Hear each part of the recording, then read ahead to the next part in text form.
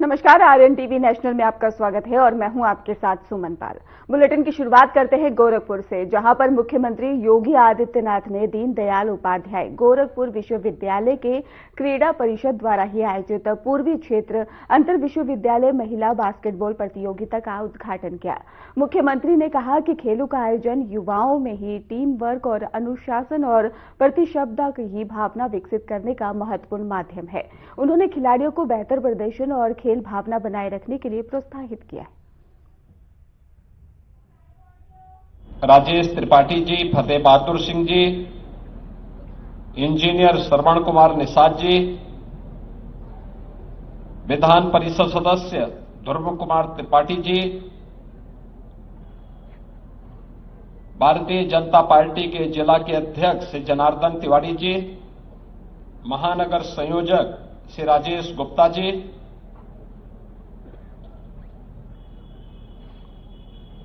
विश्वविद्यालय के सभी संकाय के सदस्यगण,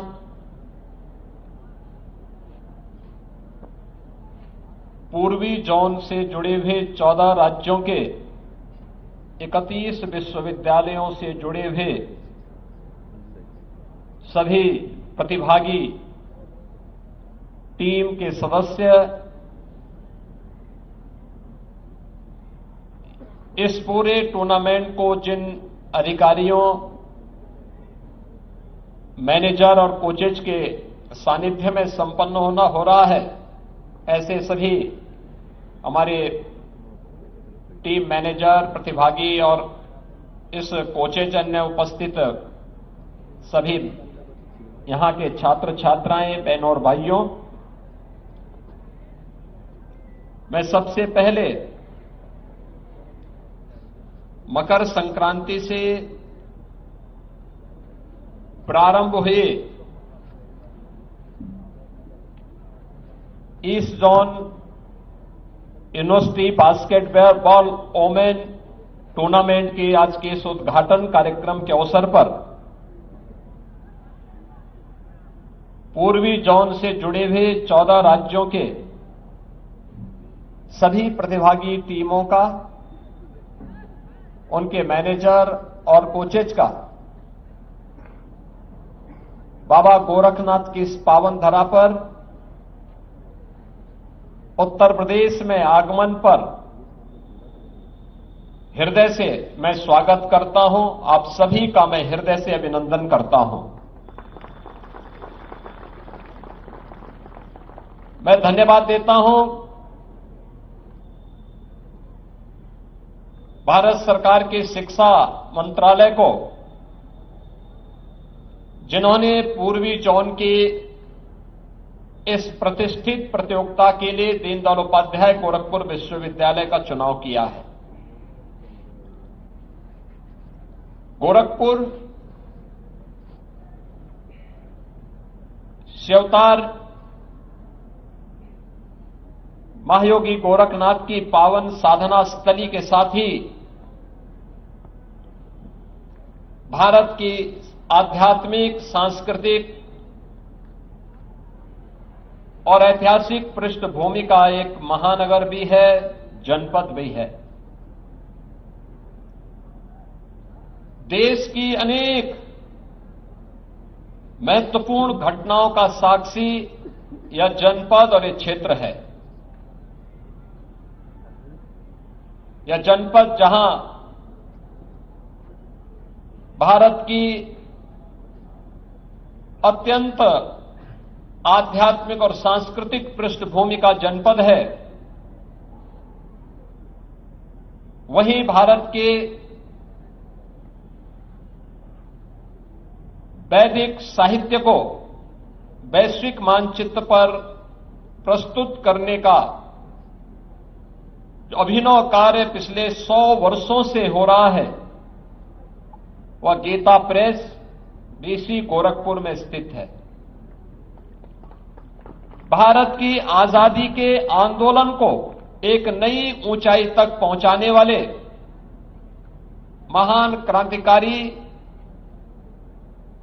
पंडित राम प्रसाद बिस्मिल शहीद बंधु सिंह इस धरती से किसी न किसी रूप में जुड़े रहे हैं।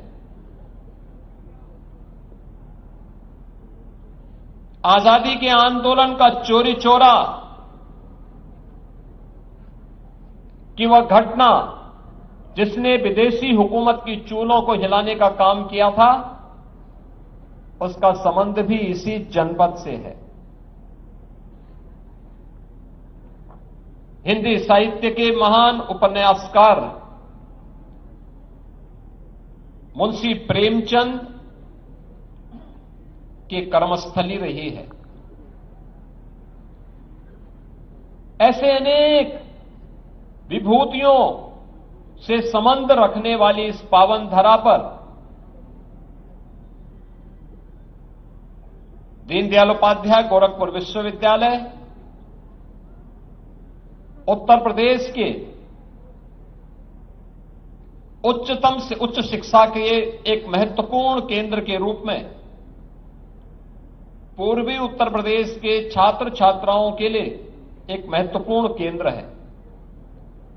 और इस महत्वपूर्ण केंद्र में आज देश के पूर्वी जोन के 14 राज्यों की 31 टीमें इस बास्केटबॉल प्रतियोगिता के साथ इस आयोजन का हिस्सा बनने के लिए यहां पर उपस्थित हुए हैं।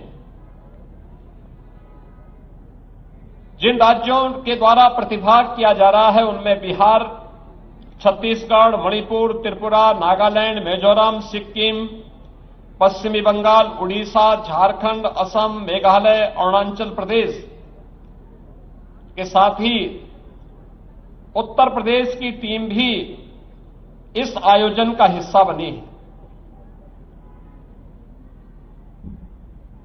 यह आयोजन अपने आप में इन 5 दिनों तक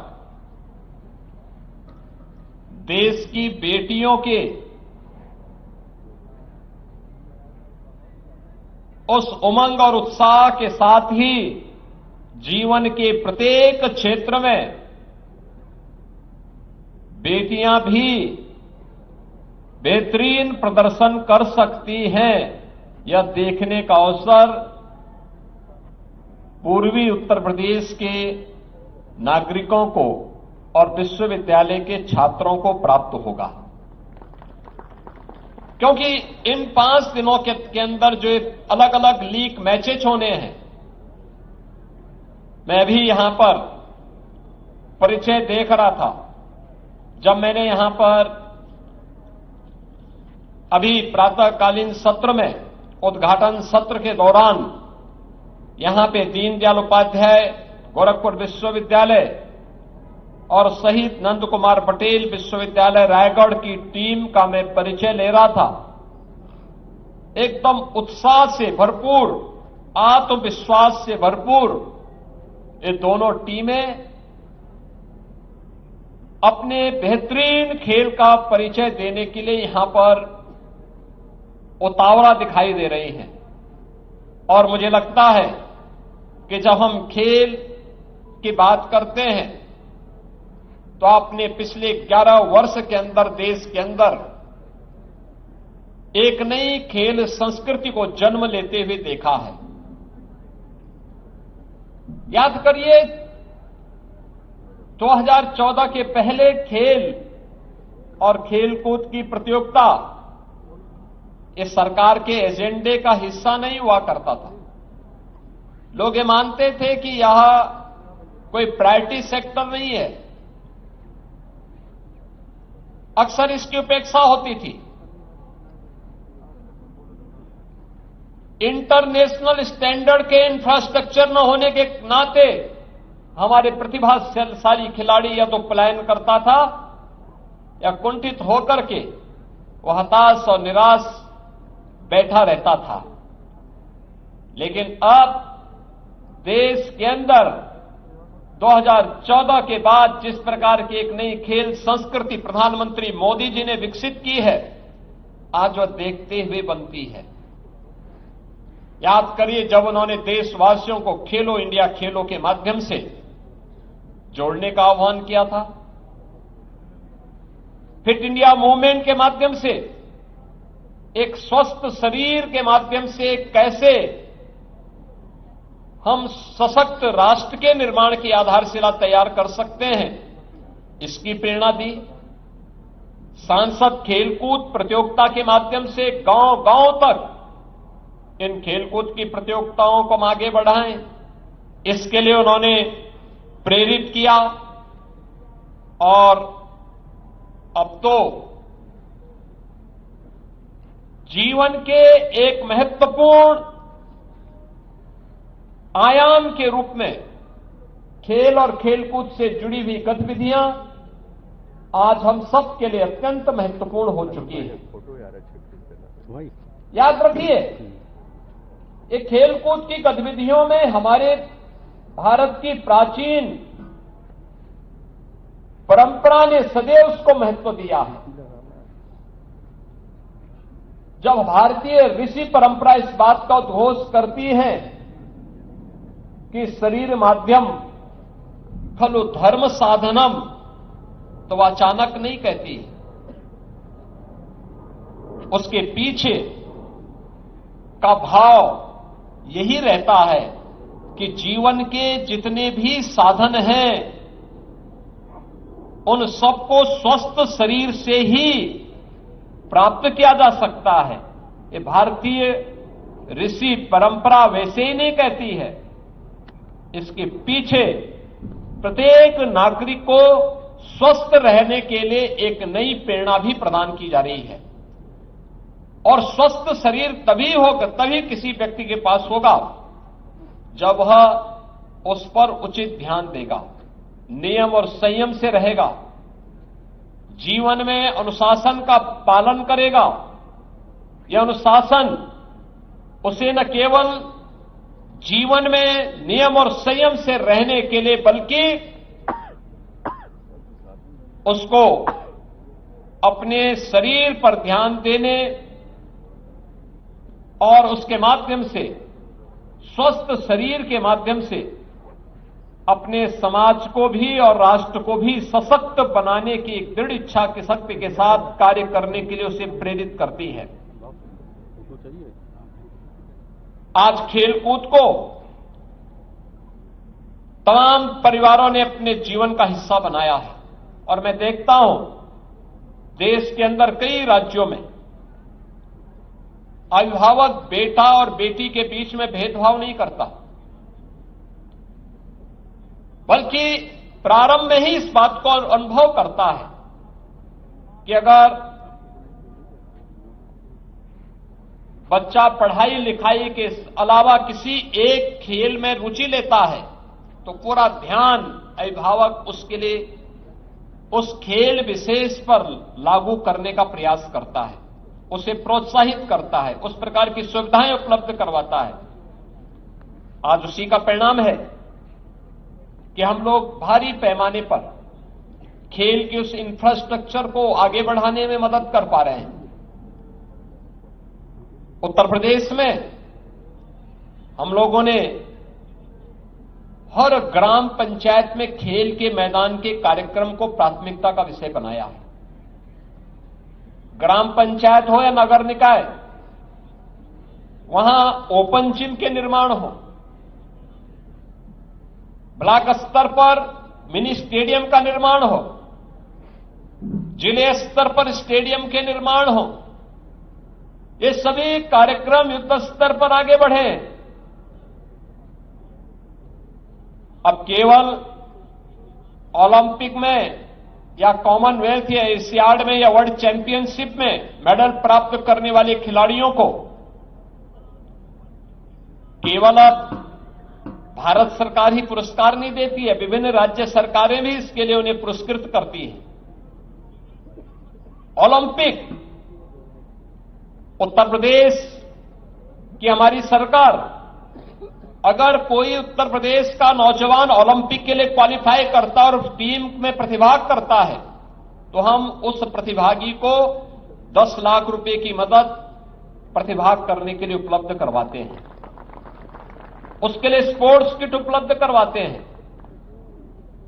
इसके अलावा अगर वह मेडल जीतता है, ओलंपिक में गोल्ड मेडल जीतता है, एकल खेल है, और गोल्ड मेडल जीतने पर 6 करोड़ रुपए सरकार उसे उपलब्ध करवाती है, क्लास 1 की जॉब भी उसे उपलब्ध करवाती है। अगर टीम गेम है तो स्वर्ण पदक पर 3 करोड़ रुपए सरकार उसे उपलब्ध करवाती है। रजत पदक पर एकल गेम में 3 करोड़, और टीम गेम पर हम उसे 1.5 करोड़ रुपए की मदद अपनी ओर से उपलब्ध करवाते हैं।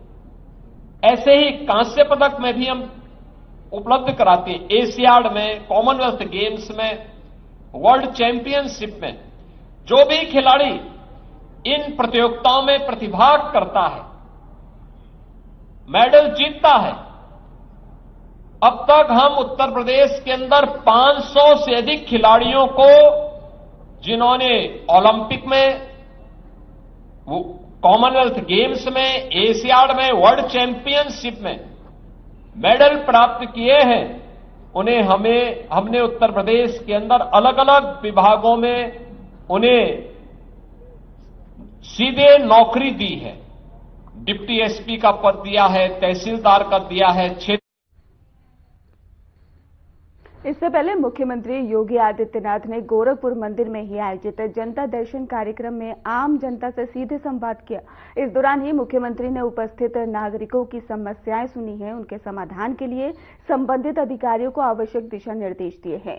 कार्यक्रम में शामिल लोगों ने मुख्य रूप से सड़क, स्वास्थ्य, जलापूर्ति, सामाजिक योजनाओं से जुड़े मुद्दे मुख्यमंत्री के सामने रखे। मुख्यमंत्री ने सभी समस्याओं को नोट किया और जल्द समाधान का भी आश्वासन दिया।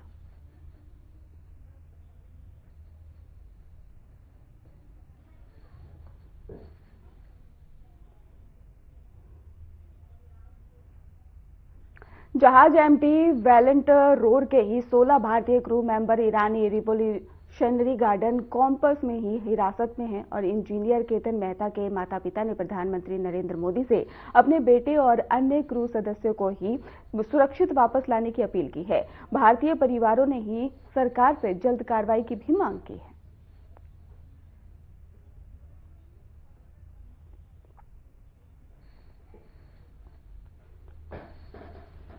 तो ईरान हिरासत में भारतीय क्रू, जिसके बाद परिजन लगातार परेशान हैं और अपने परिजनों की वापसी की लगातार सरकार से गुहार लगाते नजर आ रहे हैं। आपको बता दें कि पीएम मोदी से हस्तक्षेप की लगातार मांग भी कर रहे हैं। सरकार ने संपर्क साधना भी अब शुरू कर दिया है। वहीं पर परिजनों का रो रो कर बुरा हाल है। आपको बताते चले कि क्रू मेंबर की वापसी को लेकर ही परिजन लगातार परेशान है और सरकार से संपर्क साधने की लगातार जो कोशिश है उसकी मांग किए जा रहे हैं। बाराबंकी जिले के बारा हैदरगढ़ टोल प्लाजा पर अधिवक्ता रत्नेश शुक्ला के ही साथ हुई मारपीट की घटना ने गंभीर रूप ले लिया है। इस मामले को लेकर लखनऊ उच्च न्यायालय की बड़ी संख्या में ही अधिवक्ता और प्रदेश के कई जिलों से आए अधिवक्ता पदाधिकारी टोल प्लाजा पर धरना प्रदर्शन कर रहे हैं।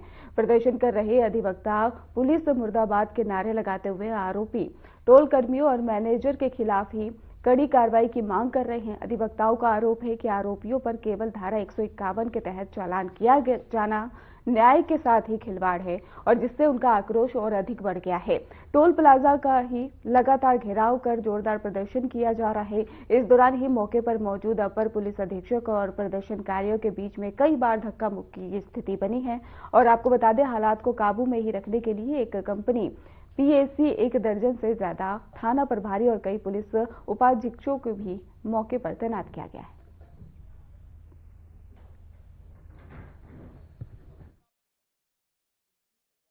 अभी जो प्रथम सूचना रिपोर्ट दर्ज हुई है, तो दिक्कत इस बात की है कि पुलिस ने जो है पूरे अधिवक्ता समाज को गुमराह किया है, समाज में गलत मैसेज दिया है।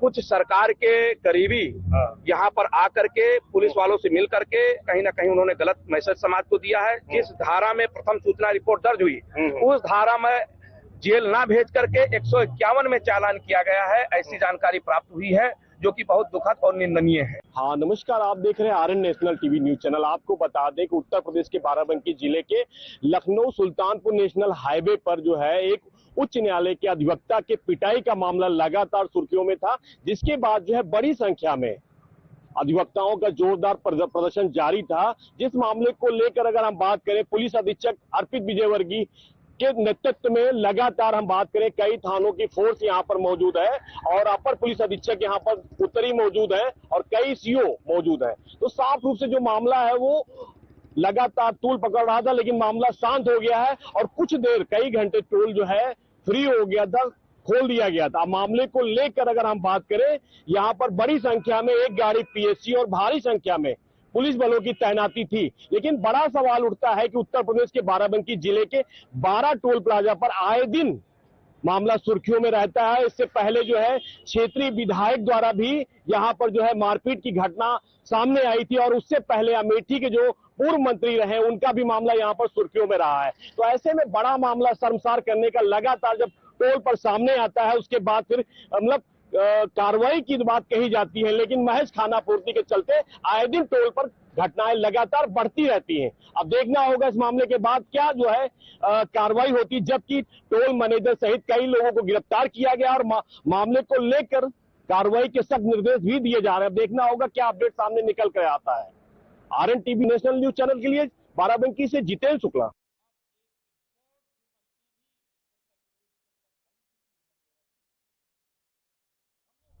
उत्तर प्रदेश के हमीरपुर जिले में पुलिस ने लव जिहाद के आरोपी अयान खान को मुठभेड़ के दौरान ही उसके पैर में गोली लगने के बाद गिरफ्तार किया। आरोपी के पास से एक तमंचा और मोबाइल फोन बरामद हुआ है। घायल आरोपी को ही इलाज के लिए जिला अस्पताल में भर्ती कराया गया। जानकारी के अनुसार ही अयान खान ने दूसरे धर्म की लड़की के साथ आपत्तिजनक संबंध बनाकर उसका वीडियो भी सोशल मीडिया पर वायरल कर दिया था। इस घटना के बाद हिंदूवादी संगठनों और व्यापार संगठनों ने ही सुमेरपुर थाने के बाहर विरोध प्रदर्शन किया और नेशनल हाईवे पर जाम लगाकर प्रदर्शनकारियों ने आरोपी के घर पर भी पथराव किया है। पुलिस ने हालात को नियंत्रित करते हुए आरोपी को गिरफ्तार किया।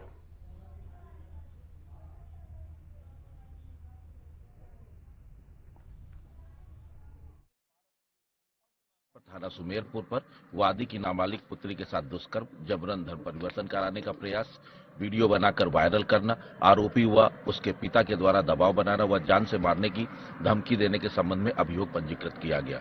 वह आरोपी को देवगांव रोड से गिरफ्तार किया गया। आरोपी के द्वारा उपयोग में लाया गया मोबाइल फोन के संबंध में उसने बताया कि मोबाइल फोन देवगांव रोड के जंगल में छिपा रखा है। मोबाइल फोन की बरामदगी के दौरान आरोपी ने मौके पर झाड़ियों से अवैध तमंचा कारतूस निकालकर पुलिस टीम पर जान से मारने की नियत से फायर किया।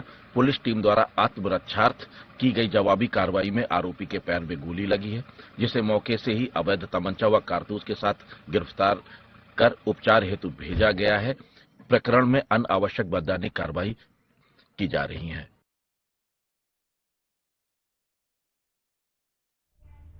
गौतम बुद्ध नगर जिले में घने कोहरे और कड़ाके की ठंड को देखते हुए जिला प्रशासन ने सभी बोर्डों से संबद्ध स्कूलों को बंद करने का ही आदेश जारी किया है।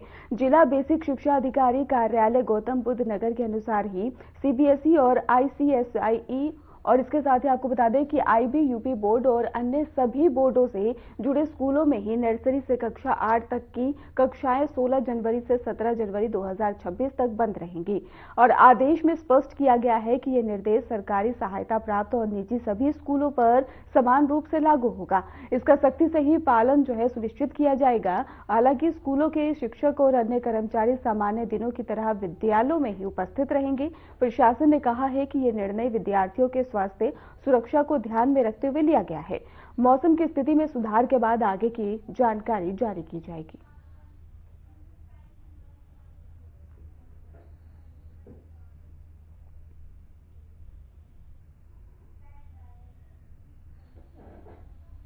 प्रदेश के कई शहरों में शीतलहर और घना कोहरा जारी है, जिससे कि जनजीवन और यातायात प्रभावित हो रहा है। आगरा में शीतलहर के साथ कोहरा छाया हुआ है, जबकि मुरादाबाद में भी ठंड और घना कोहरा महसूस किया जा रहा है। लोग ठंड से बचने के लिए अलाव और गर्म कपड़ों का सहारा ले रहे हैं। गाजियाबाद के कुछ हिस्सों में ही शीतलहर और इसके साथ ही कोहरे का प्रभाव देखा गया है। फर्रुखाबाद में घना कोहरा छाया हुआ है, जिससे कि विजिबिलिटी लगभग 20 मीटर तक सीमित हो गई है और न्यूनतम तापमान में 7 डिग्री सेल्सियस दर्ज किया गया है। इटावा और गाजीपुर में भी घना कोहरा वाहन चालकों के लिए मुश्किल पैदा कर रहा है, जिससे कि सड़क पर सावधानी बरतने की जरूरत है। मौसम विभाग ने लोगों को वाहन चलाते समय ठंड से बचाव के लिए आवश्यक सावधानियां बरतने की सलाह दी गई है। तो आपको तस्वीरें दिखा रहे हैं मुरादाबाद, फर्रुखाबाद, गाजीपुर और इसके साथ ही गाजियाबाद की, इटावा की, आगरा की, जहां पर घने कोहरे की चादर लगातार देखने को मिल रही है। इसके साथ ही मौसम विभाग ने अलर्ट जारी किया है और वाहन धीमी गति से रेंगते हुए नजर आ रहे हैं।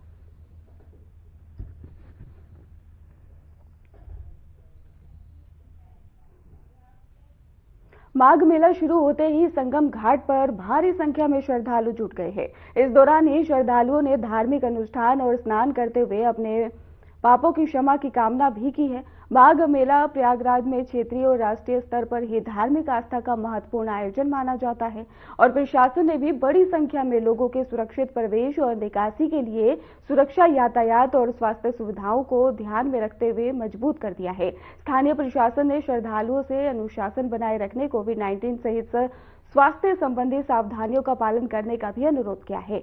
मेला कई दिन तक चलेगा और इसमें देश भर से लाखों श्रद्धालु शामिल होने की भी संभावना है।